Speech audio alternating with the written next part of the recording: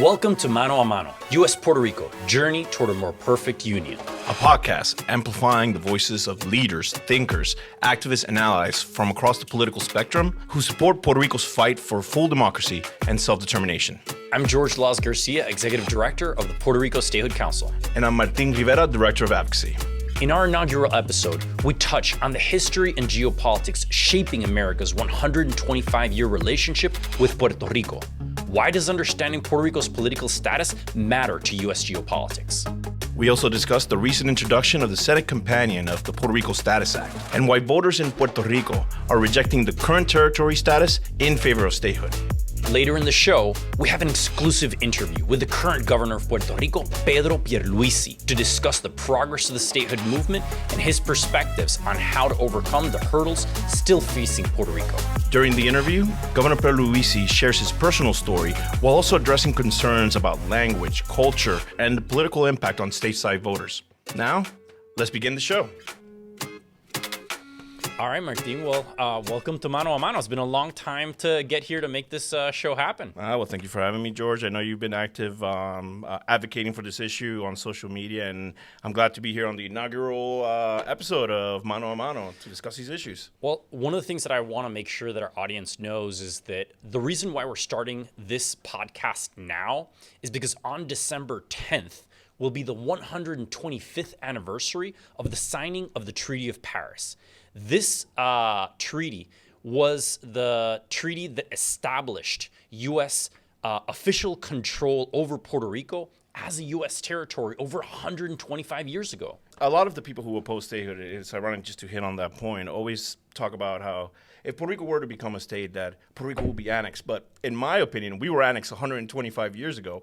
Puerto Rico lost control of its own sovereignty at that point. It didn't, well, at first it didn't have its own sovereignty because it was a colony of Spain and then became a colony of the U.S.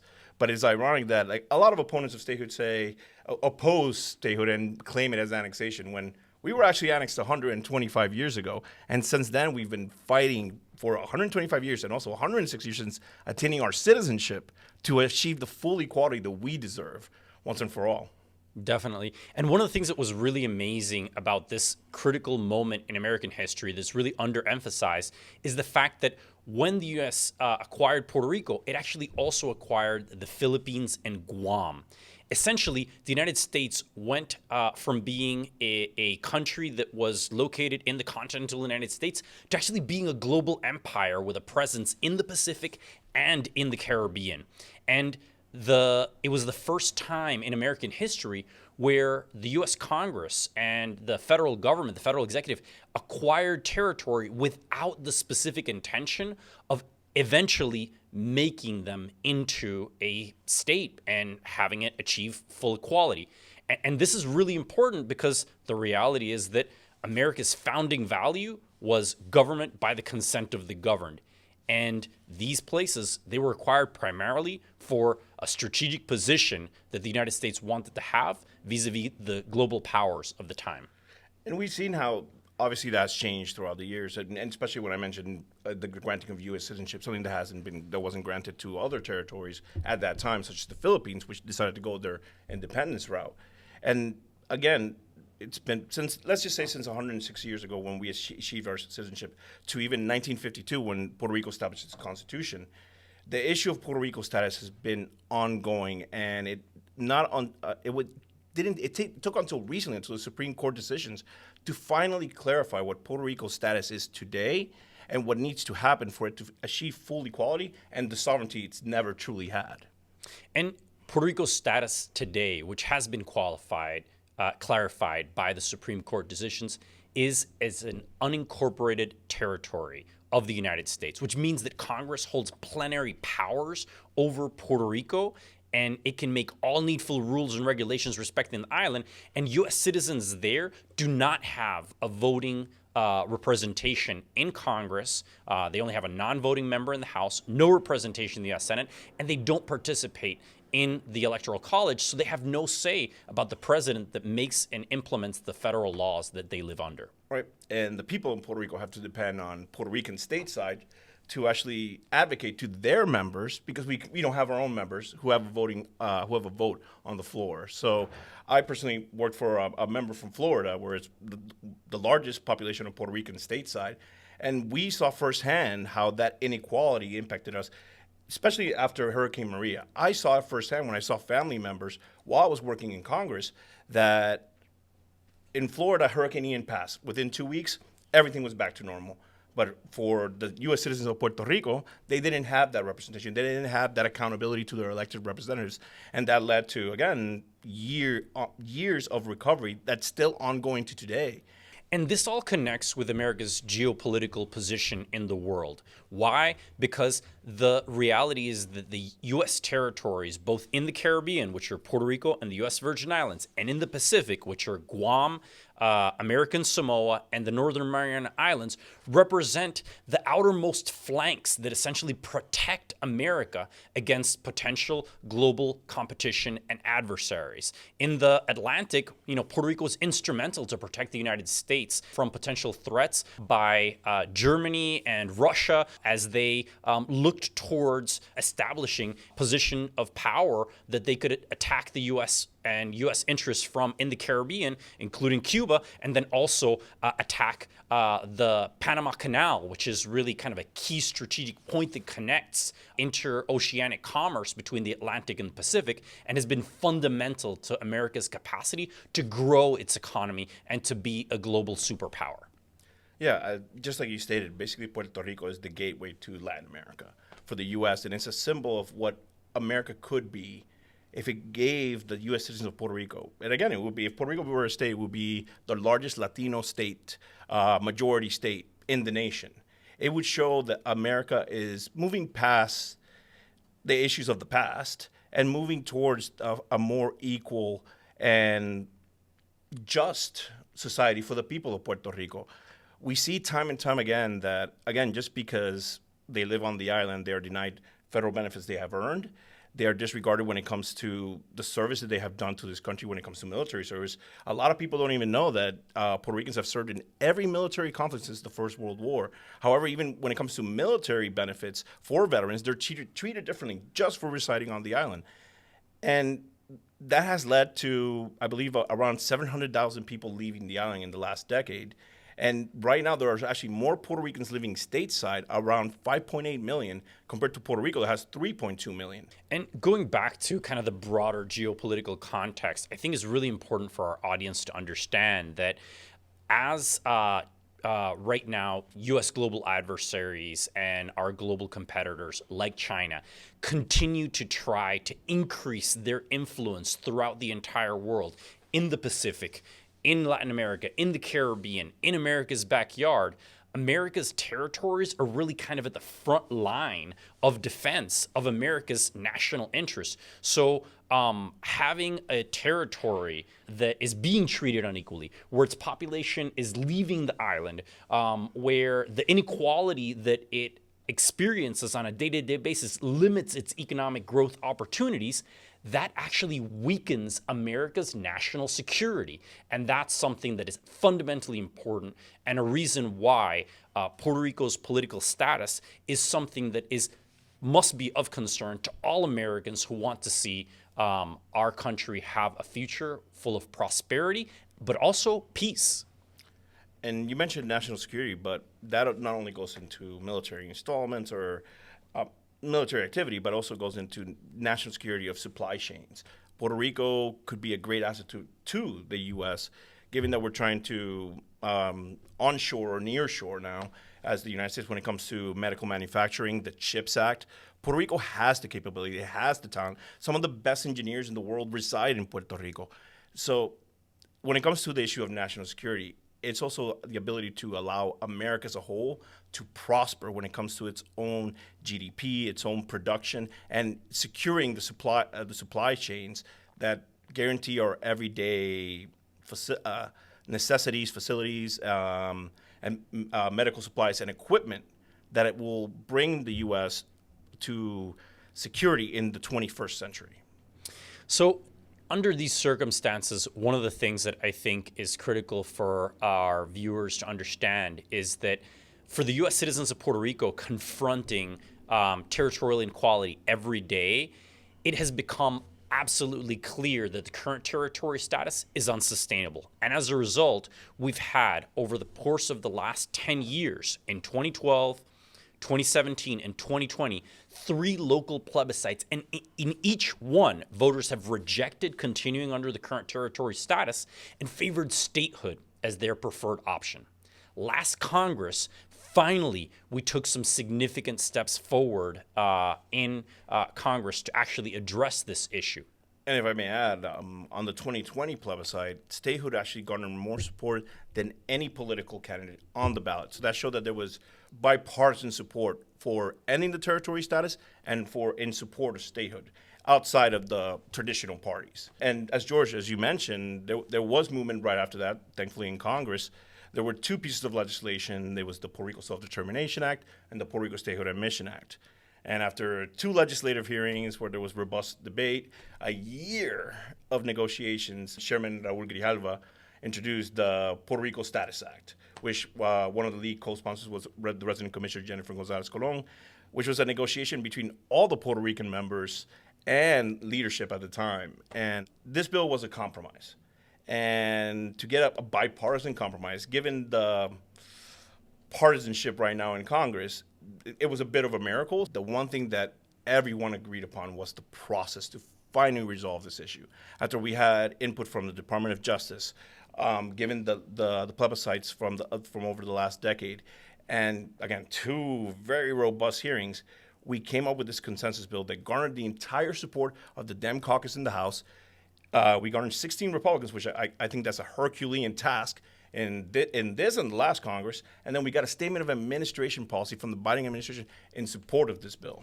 And just to summarize quickly for our audience what the bill does, it basically commits Congress to honoring the will of the U.S. citizens of Puerto Rico to make a direct choice among the non-territorial status options that are available under the U.S. Constitution, which are statehood, independence, and a form of independence called free association. And, we really can't speak at all about this issue without talking about the top elected officials that are moving this forward every day and playing a critical and instrumental role in leading the charge.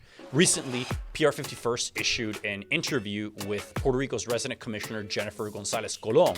And today, we speak to our former resident commissioner and current governor of Puerto Rico, Pedro Pierluisi. Born in San Juan, Puerto Rico, Pedro Pierluisi has dedicated his life to public service and advocacy for the 3.2 million U.S. citizens of Puerto Rico. From previously serving as Puerto Rico's Secretary of Justice to being elected as the island's resident commissioner in Congress from 2009 to 2016, Pierluisi has worked tirelessly to secure federal funds and equal rights for the island. My constituents cherish their U.S. citizenship and have made countless contributions to this country. Yet, they cannot vote for president, have no U.S. senators, and send one delegate to the House who has a voice but no vote. In 2020, Pierluisi was elected as governor of Puerto Rico and has continued to fight tirelessly to achieve equality for the U.S. citizens of Puerto Rico under all federal programs and under all U.S. laws. And that can only be achieved through statehood. So now, let's get right into it.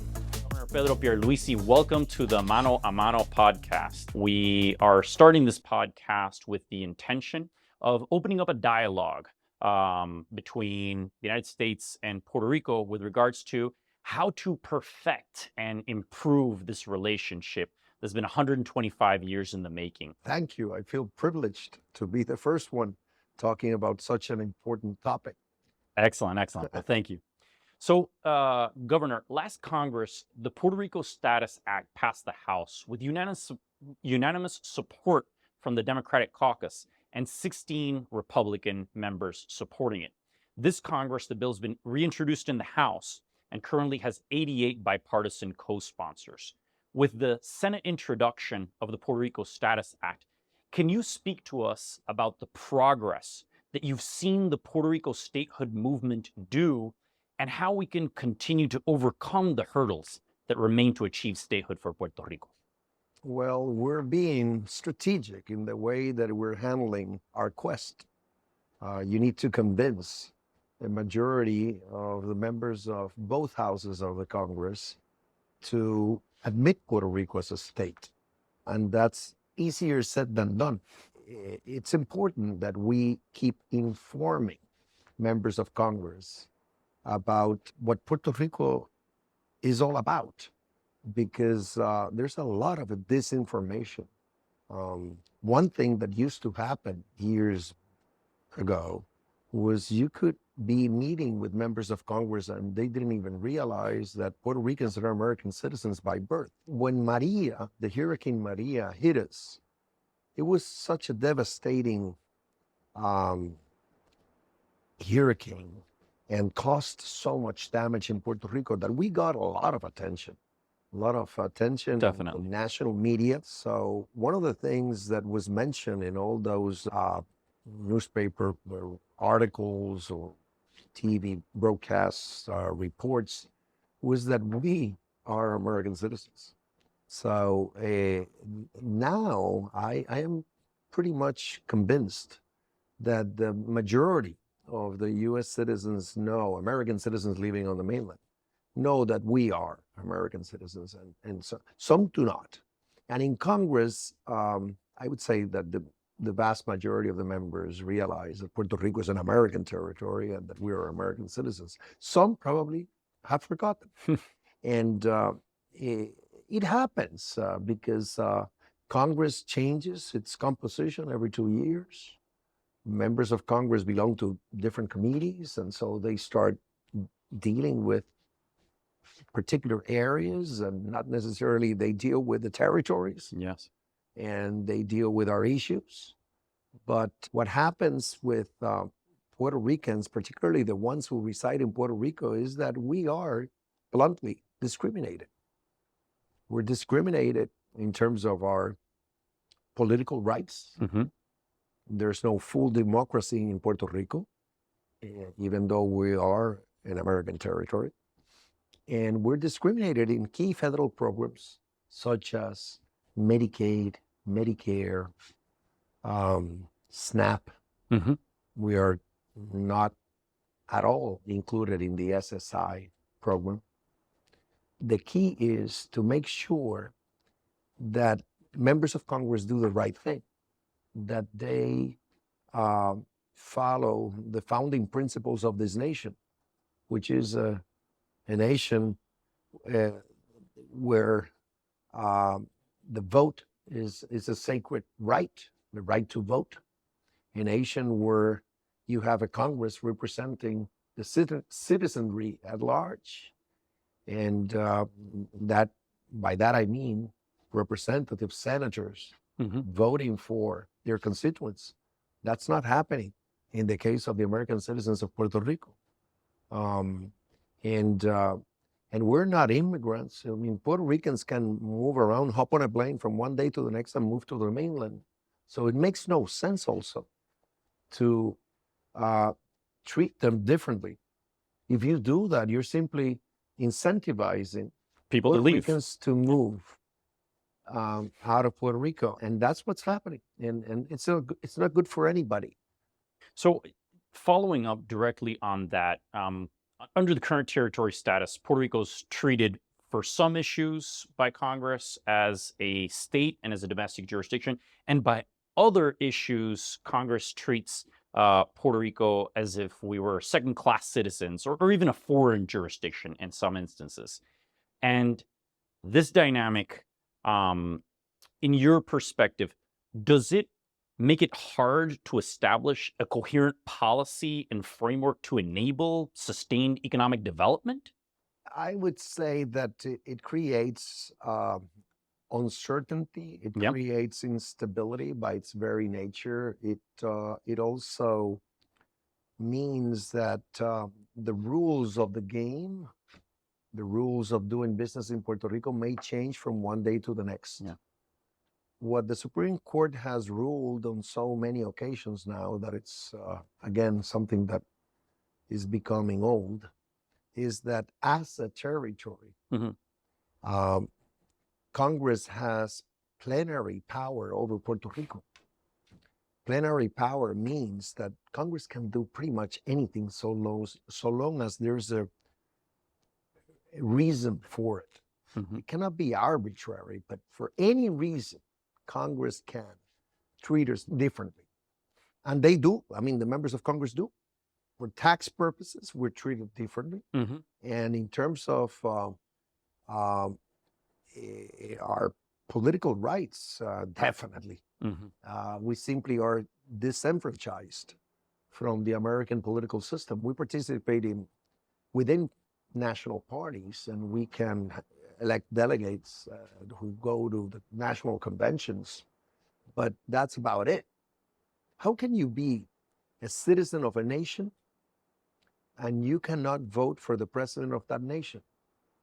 How can you be a citizen of a nation and you do not have voting representation in the legislature or the parliament or the Congress of that nation? That is the very essence of a colony. That is unacceptable.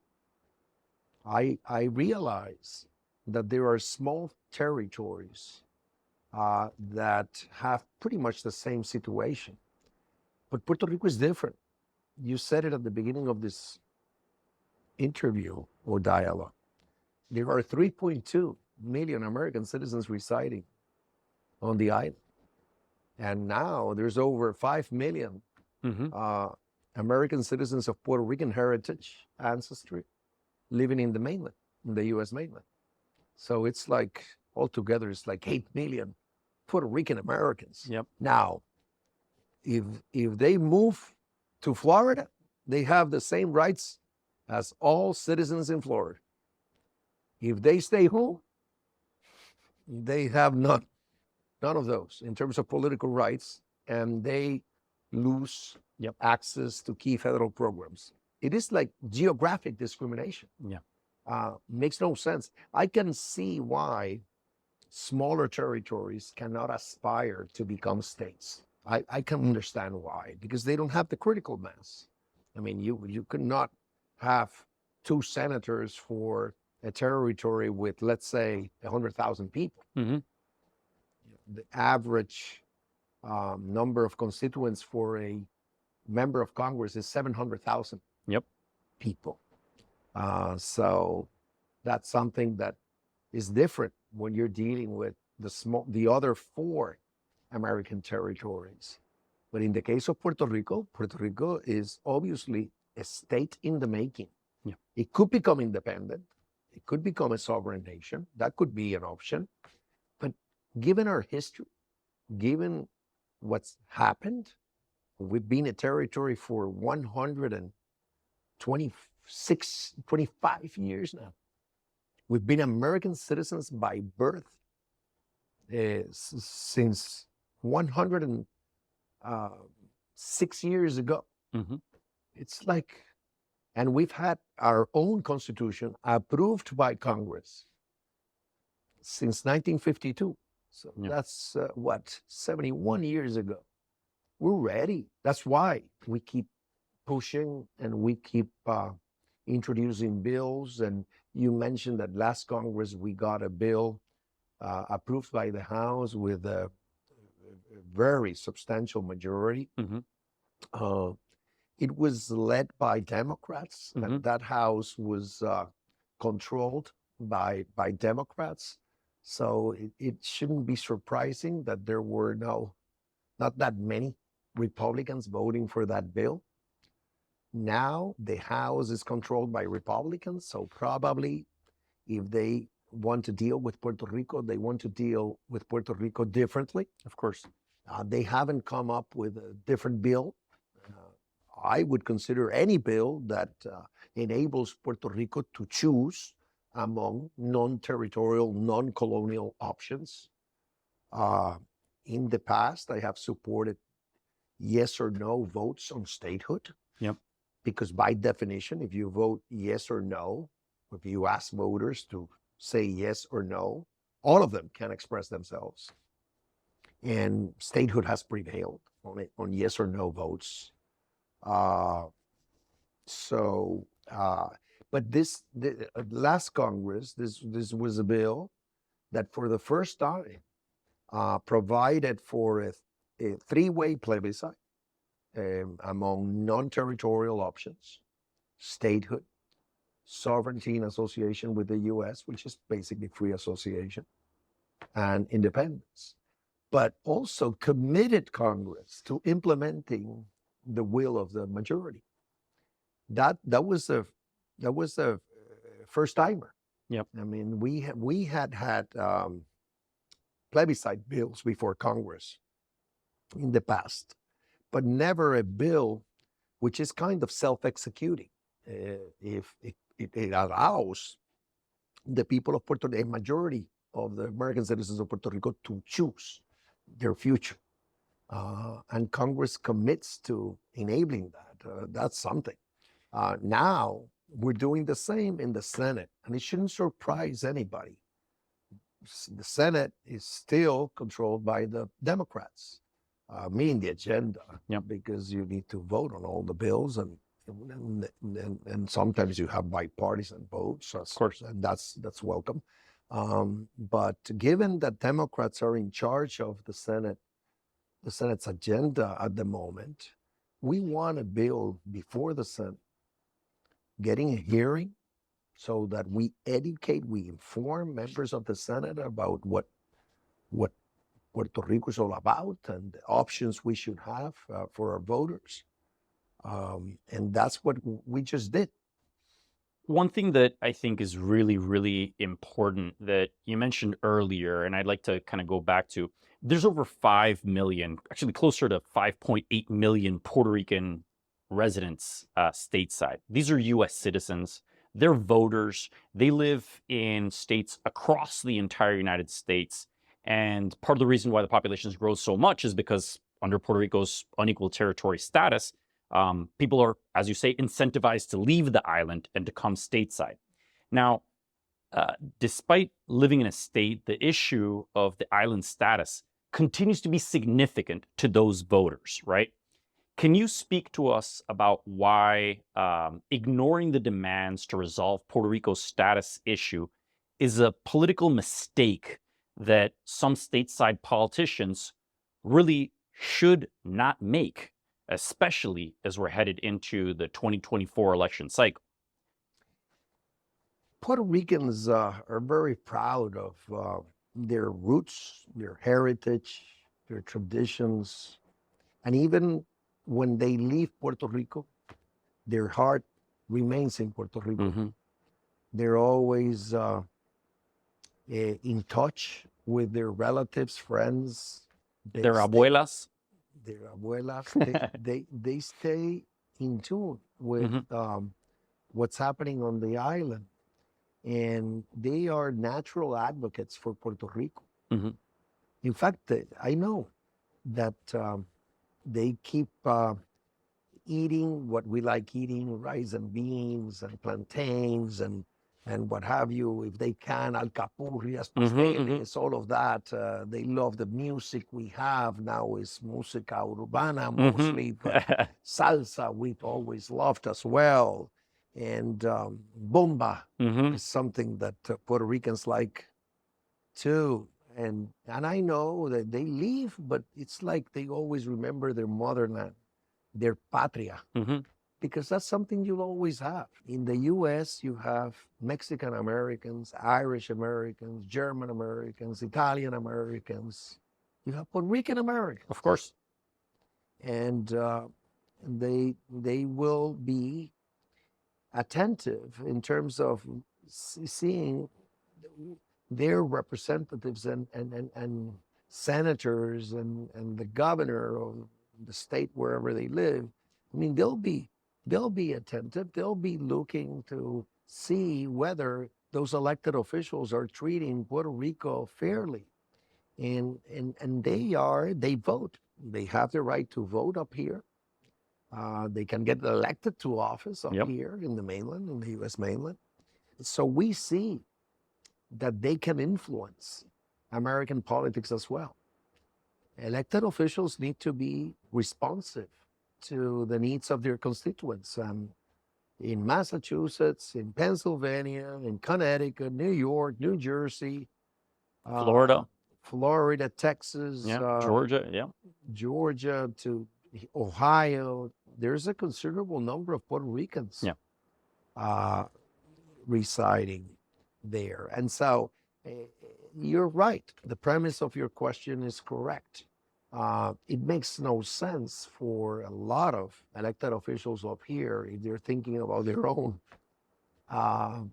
electability, to ignore Puerto Rico, to ignore what I call the quest we have for full democracy, which we don't have.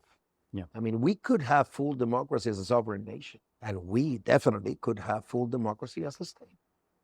As a territory, you cannot. exactly. That's the issue. That's what we're trying to solve.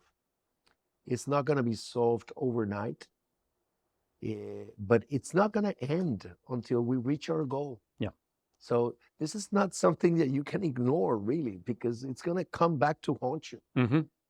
And Governor, if I may, a lot of the discussion stateside oftentimes centers around what Puerto Ricans will choose politically if and when we become a state. So in your opinion, can you tell us, do you believe that Puerto Rico would lean Democrat or Republican, or what is your thought about that whole argument that, many politicians often have, that, state of Puerto Rico would inevitably lead to, this party or that party dominating at the ballot? Even though we look different and we speak Spanish, Mm-hmm.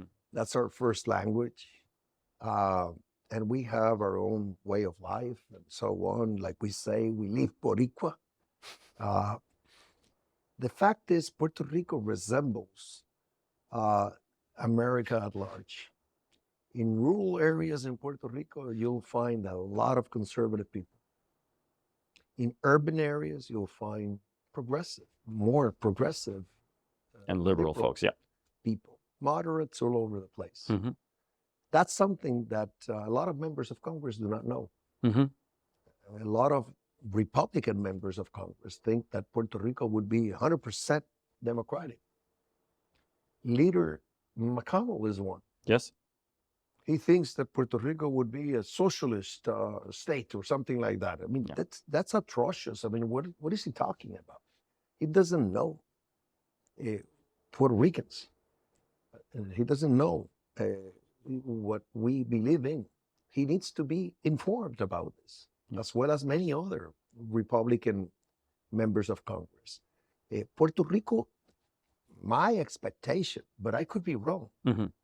is that it would lean Democrat, but you will have a mixed congressional delegation Mm-hmm. from Puerto Rico. That I know for sure. Yeah. We'll probably have 4 members in the House. Mm-hmm. In all likelihood, at least it'll be 3-1, if not 2-2. Yep. And in the Senate, it could be a split delegation Mm-hmm. as well. You could have 1 Democrat, 1 Republican, easy. Mm-hmm. And for president, it would depend on the candidate. Yep. What the candidate is all about. Let me give you one example. A guy like Marco Rubio, Mm-hmm. In Puerto Rico would get a lot of support. Why? Because he's Latino, he's Cuban. And he speaks to the issues that the people of Puerto Rico and Exactly. Puerto Ricans care about in a way Exactly. that, includes them and makes them feel welcome in the Exactly. discussion about what America's future is. See, that's it. Exactly. By the same token,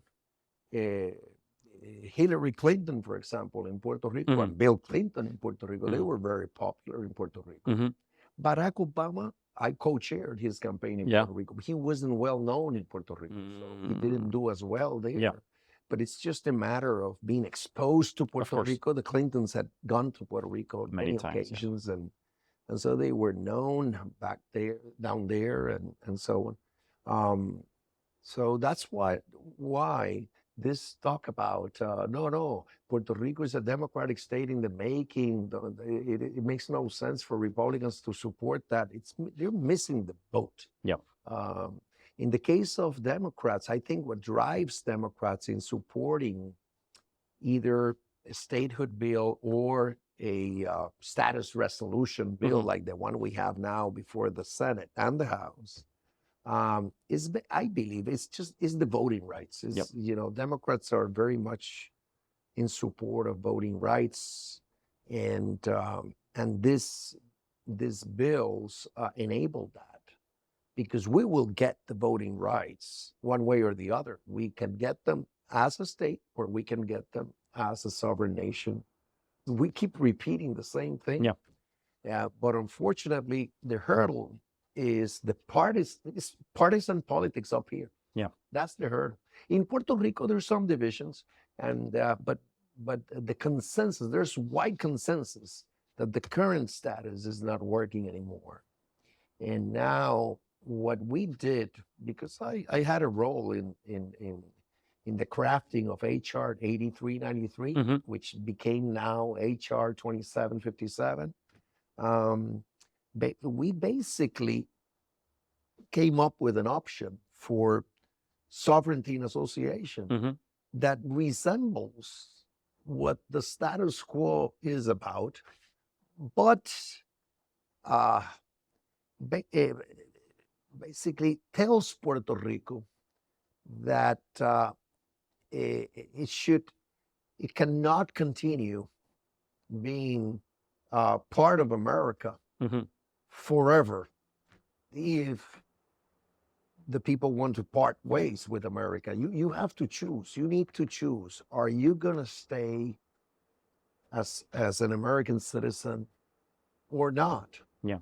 And if you are going to be an American citizen, then you should be participating fully in America's democracy. But just to be clear but if you say, no, I want to become a sovereign nation, but you may retain your American citizenship, and perhaps, yes, you could claim a child as an American citizen, but that's about it. Because once you become a sovereign nation, eventually they should all be citizens of Puerto Rico, of the Republic of Puerto Rico. And that's fine. I mean, that's a choice. It's a legitimate choice. It is a valid status option, to become a sovereign nation. But it is a choice that needs to be made. And just to make sure that our audience understands this point, with statehood, everyone's pretty much aware of what that is. You're a part of the union, you've got equal rights and equal responsibilities, and you're within the U.S. Constitution. You have all of the rights and all of the responsibilities as citizens of the union, right? Under independence, people pretty much understand that you're a foreign country, right? So you've got a separate constitution, a separate citizenship, a seat at the UN. With free association, I believe that a lot of people are confused about what that is. For constitutional purposes, is a freely associated state a part of the United States and within the U.S. Constitution, or is it fundamentally a separate foreign nation that has a tie and a relationship with the United States? The latter. That's why I was saying part ways. You're either within or without. If Puerto Rico becomes a sovereign nation, again, I repeat, and it should have the right to choose that. To choose that.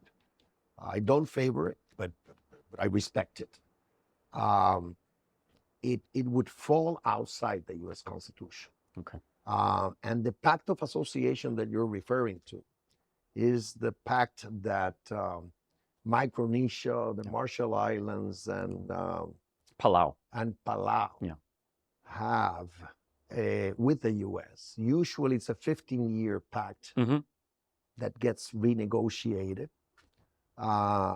And usually it provides federal assistance to the country or territory in question. I mean, in those three cases, the residents of those of Palau and Micronesia and the Marshall Islands are Are not. they U.S. citizens? I don't think so. They have a separate citizenship. They have a separate. And they have a separate president. That's right. Yeah. And in the case of Puerto Rico, it would be the same, except that since everybody in Puerto Rico is an American citizen, pretty much all the Puerto Ricans residing there, the pragmatic way of doing this is by allowing them to keep their citizenship and allowing them to claim their children as American citizens during the term of the first Pact of Association. When that term is over with, if it's 10 years or 15 years, whatever it is, then you no longer have the right to become a citizen by birth or by having, your parents as American citizens. Yeah. And it should be like that. I believe so. And part of the reason why I personally believe that that's the case is because ultimately, if you want Puerto Rico to actually achieve sovereignty, you have to have the majority of the people living there be their own citizens. Otherwise, the United States would retain a residual right and responsibility to care for its own U.S. citizens in that independent country. So it would essentially retain some kind of a police power, and you wouldn't ever really achieve sovereignty. It would always be kind of a subordinated form of sovereignty, which is not really what I think is in the interest of either Puerto Rico or of the United States. Yeah, the bill that is now pending before both the House and the Senate, it provides a lot of federal assistance to Puerto Rico as a sovereign nation or as an independent nation, fully independent nation. For 10 years, Puerto Rico would keep pretty much the same level of federal funding it is getting right now as a territory. From the 10th year onward, there would be a 10% reduction of the federal assistance. And that's a way to transition Exactly. this change of status. But in my view, the value of becoming a state it doesn't compare. It's much better for Puerto Rico. There would be no political risk in Puerto Rico as a state. This issue of lack of definition, of uncertainty as to our future would end. Once you become a state, you are going to be a state forever. And that in and of itself is a huge plus. Also, we would be treated equally. And of course, we would have to pay federal taxes in due course. That could be phased in. That could be phased in. It's not inconsistent with the tax uniformity clause of our Constitution to phase it in. So that's how I see this. Now, Puerto Rico is definitely headed towards statehood. We already act like a state, even though we're not. Yeah. And so we're ready. So, Governor, as a former resident commissioner, you worked in the U.S. House of Representatives. You worked there for 8 years, and oftentimes you went to the floor and other members were voting, and you didn't have the right to do so. It was embarrassing. Yeah. Sometimes they would even joke about it. That's because terrible. I was always kind of prepared. Of course. And I would debate on the floor every now and then. I would speak on the floor regularly. And since I was a committee member, so sometimes the bills that were on the floor, I was an original co-sponsor of them. And so I was familiar with them. And some of the bills had an impact on Puerto Rico. Of course. So I would be talking to colleagues about them. But it was kind of ironic. It was not ironic. It was really insulting. Yeah. That when the time came to vote on them, I couldn't. You had to sit on the sidelines. Yes. And that's really embarrassing. And it hurts. Yeah. In fact, I have said it before. I cannot understand how anybody serves as resident commissioner of Puerto Rico and once, and after a while, doesn't become either a statehooder or a proponent of sovereignty for Puerto Rico or independence for Puerto Rico. It's just The contradiction's too big. It should be the natural human reaction to this atrocity. So one of the things that I really want to make sure that we help our audience and our supporters understand is, beyond all of the positions and points that you take in your official capacity as governor, that you've taken as resident commissioner, and all these roles that you've held, at a personal, at a human level, why do you favor statehood for Puerto Rico? What are the things that have moved you in your heart that tell you that this is what's best for the future of our island and the 3.2 million U.S. citizens that live there? I am a very proud Puerto Rican, and I'll always be a proud Puerto Rican. But I also love what the U.S. is all about. And just to think of the opportunity to be part of the greatest nation in the world, just to think about the U.S. expanding and all of a sudden having a state in the middle of the Caribbean with the diversity that brings to the nation. Puerto Rico is amazing. We have so many people excelling all over the world, including in the U.S. I'm talking in the arts, in business, in politics, in government, and Puerto Rico, by the way, has critical infrastructure that is key for the U.S.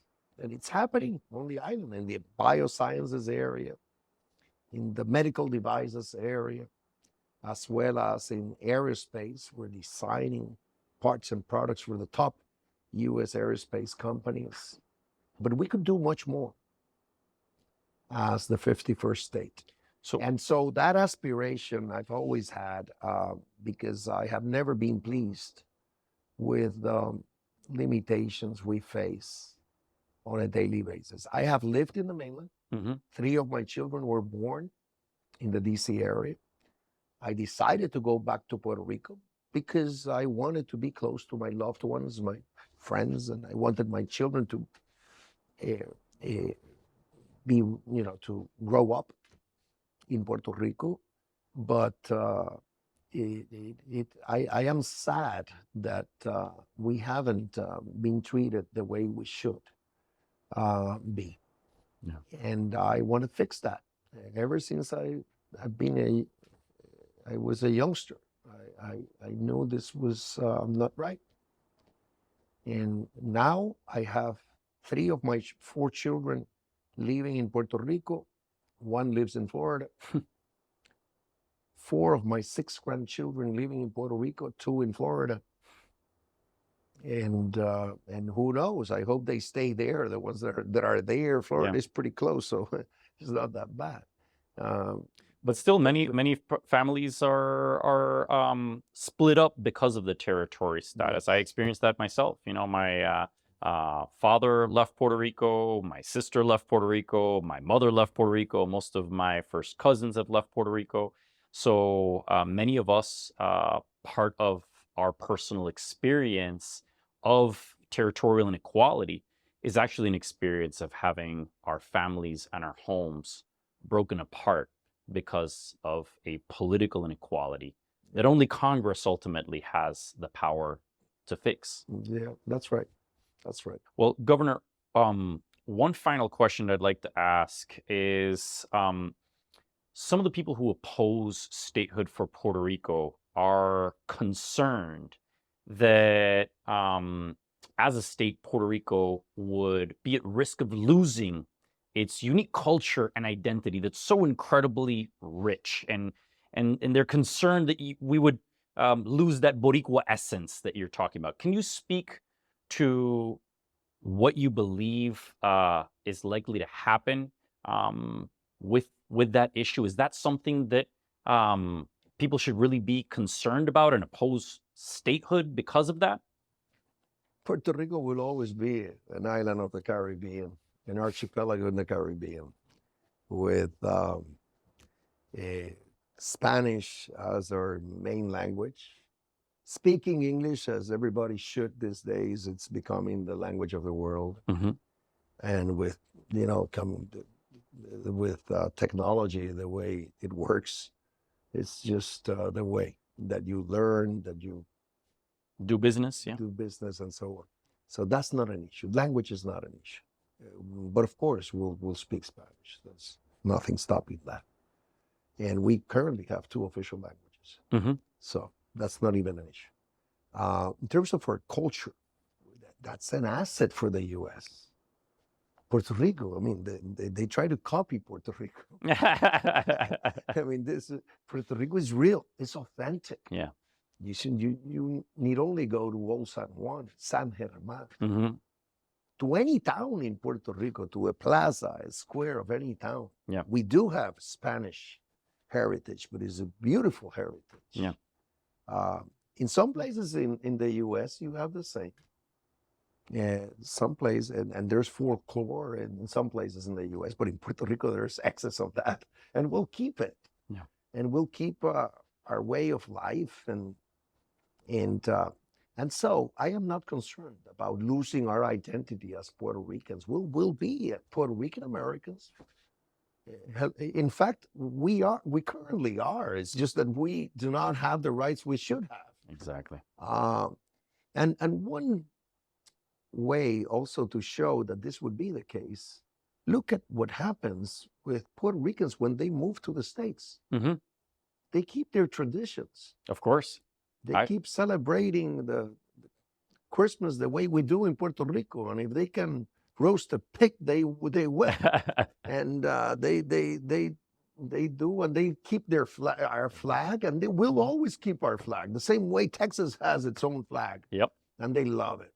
Mm-hmm. So what's the issue? No, I've never seen that as an obstacle for statehood. And I always tell our people that's not even something you would negotiate. Yeah. Because it shouldn't be. You don't want Puerto Rico to become a suburb of a major city in the U.S. We would lose our attractiveness. Mm-hmm. We would lose what we can offer to the U.S., which is a great bridge to the rest of Latin America and Central America. Excellent. Well, thank you so much. I want to give you one final request, which is as we look at our audience for PR 51st, we're trying to provide an opportunity for American stateside to figure out how they can get more involved and help support this cause. So what is the message that you would give our fellow Americans stateside about what they can do to help end Puerto Rico's territory status, and what should they be urging Congress to do? Well, they should be talking about this issue with relatives, friends, and if they have any contact with their members of Congress, they should be addressing this issue, because this is un-American to have 3.2 million American citizens with no voting rights to speak of within the U.S., because this Puerto Rico is part of the U.S. It is an American territory. They should be also raising their voice as to why when you move to Puerto Rico, you lose access to key federal programs. How come? That makes no sense. Mm-hmm.